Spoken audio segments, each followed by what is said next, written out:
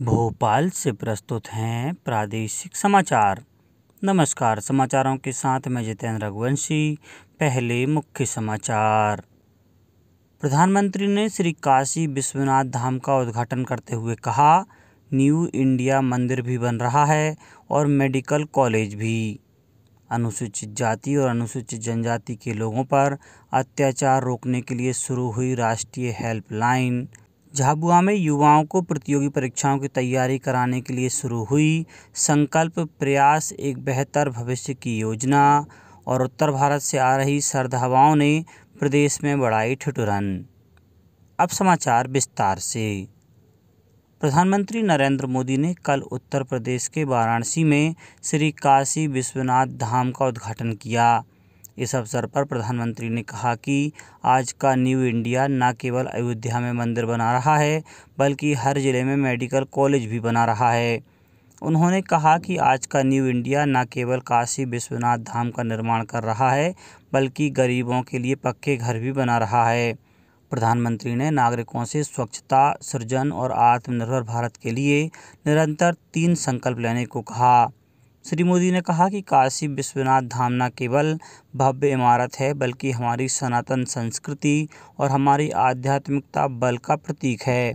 उन्होंने कहा कि यह भारत की पुरातनता, परंपराओं, हमारी ऊर्जा और गतिशीलता का प्रतीक है। श्री मोदी ने कहा कि काशी विश्वनाथ मंदिर का परिसर पहले 3000 वर्ग फुट के क्षेत्र में फैला हुआ था, लेकिन अब इसे 5 लाख वर्ग फुट के क्षेत्र में विस्तारित किया गया है।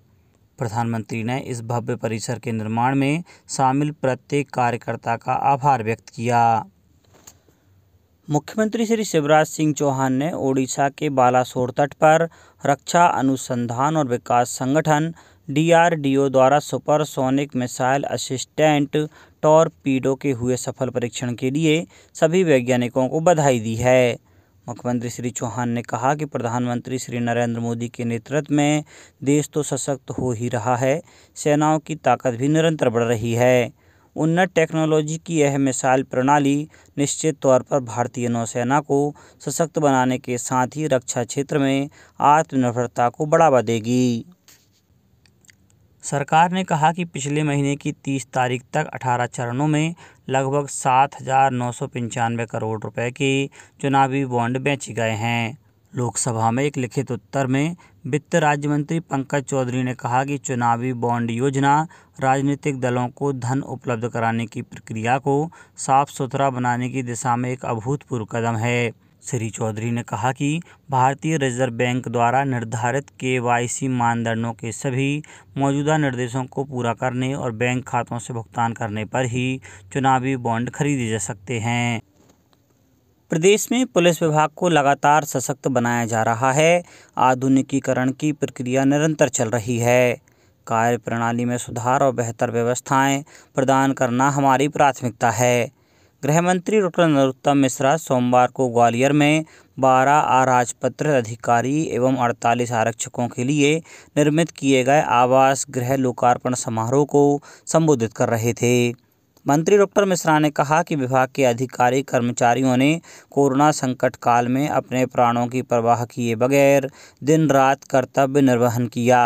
सरकार कर्मचारियों को बेहतर वातावरण उपलब्ध कराने के लिए निरंतर प्रयास कर रही है। प्रदेश में विभागीय कर्मचारियों को आवास संबंधी समस्याओं से निजात दिलवाने के लिए निरंतर आवास निर्माण का कार्य किया जा रहा है। उन्होंने बताया कि ग्वालियर में 10 करोड़ 42 लाख रुपए की लागत से 60 आवास निर्मित कर लोकार्पित किए गए हैं। प्रत्येक आवास में पाइपलाइन के जरिए गैस कनेक्शन जैसी सुविधाएं भी उपलब्ध कराई गई हैं। परिसर में भूजल संरक्षण, छायादार वृक्ष एवं बाउंड्री वॉल जैसी सुविधाएं भी उपलब्ध हैं।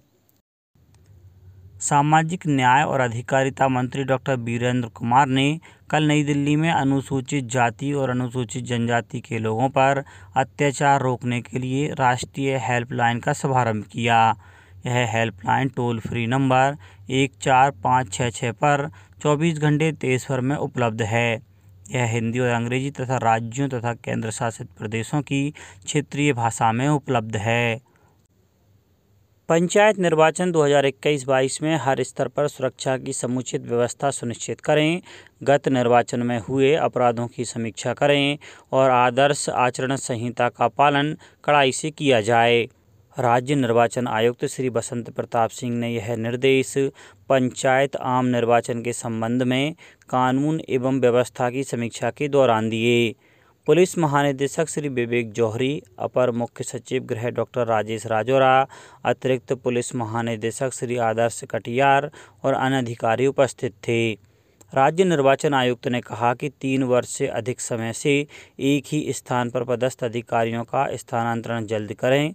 सीमा क्षेत्र एवं अंतर्राज्यीय बॉर्डर चेक पोस्ट पर चेकिंग बढ़ा दें। संवेदनशील एवं अति संवेदनशील मतदान केंद्रों पर पर्याप्त पुलिस बल लगाया जाए। अवैध शराब एवं अवैध हथियारों के संबंध में प्रभावी कार्यवाही की जाए। श्री सिंह ने कहा कि पेंडिंग वारंट एवं चालान की तामीली सुनिश्चित कर लें। श्री सिंह ने कहा कि नाम निर्देशन पत्रों के जमा करने और संवीक्षा, चुनाव प्रचार, मतदान दिवस और मतगणना के दौरान पर्याप्त फोर्स की व्यवस्था करें, जिससे सभी प्रक्रियाएं निर्बाध रूप से पूरी हो सकें। राष्ट्र 2001 के संसद आतंकी हमलों के शहीदों को श्रद्धांजलि दे रहा है। संसद के दोनों सदनों ने लोकतंत्र की रक्षा में प्राणों की आहुति देने वालों को कल श्रद्धांजलि दी। संसद के दोनों सदनों ने आतंकवाद से लड़ने के अपने दृढ़ संकल्प को भी दोहराया। राष्ट्रपति रामनाथ कोविंद, उपराष्ट्रपति एम वेंकैया नायडू, प्रधानमंत्री नरेंद्र मोदी और अन्य सांसदों ने बहादुर सुरक्षाकर्मियों को श्रद्धांजलि अर्पित की। महालेखाकार ग्वालियर द्वारा SMS सुविधा शुरू की जा रही है। इस व्यवस्था में अधिकारी कर्मचारियों को महालेखाकार की ओर से आवश्यक जानकारी SMS के माध्यम से दी जाएगी। प्रधान महालेखाकार सुश्री गीताली तारे ने बताया कि राज्य शासन के ऐसे समस्त अधिकारी कर्मचारी जो सामान्य भविष्य निधि की पात्रता रखते हैं, उनसे मोबाइल नंबर, ईमेल ID और सामान्य भविष्य निधि खाते की जानकारी चाहिए है। उन्होंने बताया कि जानकारी उपलब्ध हो जाने पर महालेखाकार कार्यालय द्वारा SMS सुविधा का लाभ अधिकारी कर्मचारियों को मिलने लगेगा।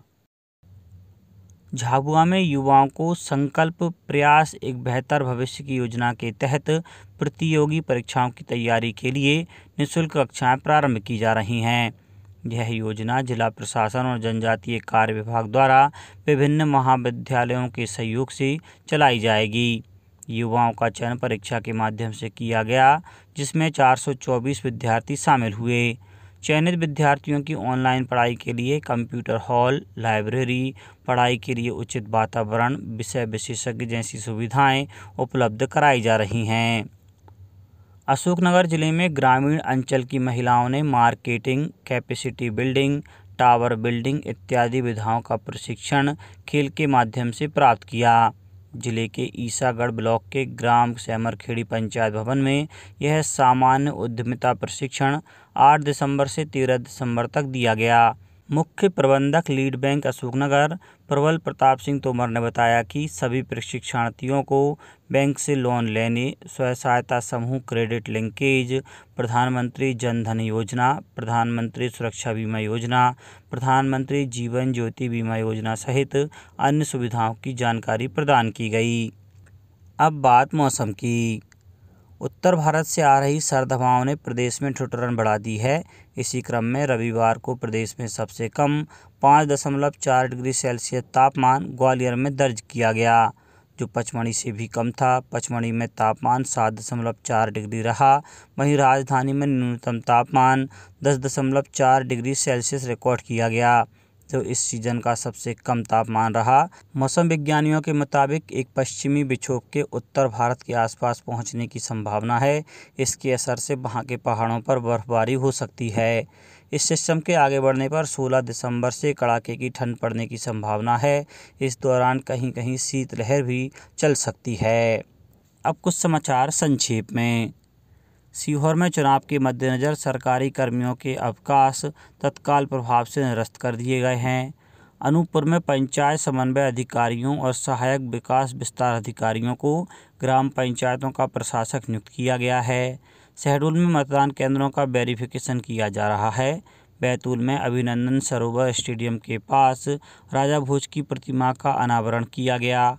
अशोकनगर जिले में त्रिस्तरीय पंचायत निर्वाचन के लिए नामांकन भरे जाने के पहले दिन एक भी नाम निर्देशन पत्र प्राप्त नहीं हुआ है और खंडवा जिले के विभिन्न टीकाकरण केंद्रों पर 14 दिसंबर को कोविड-19 के द्वितीय डोज के साथ साथ प्रथम डोज भी लगाया जाएगा। अंत में मुख्य समाचार एक बार फिर। प्रधानमंत्री ने श्री काशी विश्वनाथ धाम का उद्घाटन करते हुए कहा, न्यू इंडिया मंदिर भी बन रहा है और मेडिकल कॉलेज भी। अनुसूचित जाति और अनुसूचित जनजाति के लोगों पर अत्याचार रोकने के लिए शुरू हुई राष्ट्रीय हेल्पलाइन। झाबुआ में युवाओं को प्रतियोगी परीक्षाओं की तैयारी कराने के लिए शुरू हुई संकल्प प्रयास एक बेहतर भविष्य की योजना। और उत्तर भारत से आ रही सर्द हवाओं ने प्रदेश में बढ़ाई ठिठुरन। इस बुलेटिन में इतना ही। घर पर रहिए, सुरक्षित रहिए और सुनते रहिए प्रादेशिक समाचार। नमस्कार।